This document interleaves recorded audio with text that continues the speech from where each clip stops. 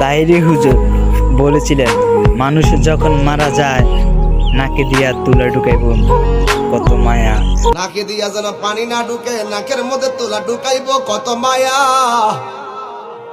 কান দিয়া যেন পানি না ঢুকে, কানের মধ্যে তুলা ঢুকাইব কত মায়া।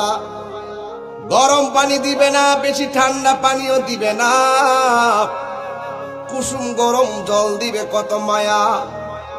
পুরাতন জামা পরাবে না, নতুন জামা কিনবে কত মায়া।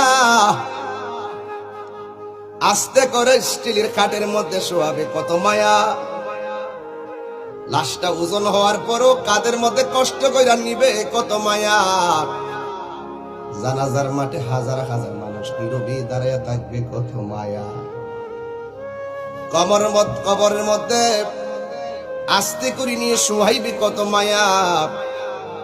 বাঁশগুলো আস্তে আস্তে দে, চাটাইগুলো আস্তে আস্তে দে, মাটিগুলো আস্তে আস্তে দে কত মায়া। এই মায়ার বন্ধন কেবলমাত্র মুসলমান হওয়ার কারণে আমাদের সম্ভব হয়েছে।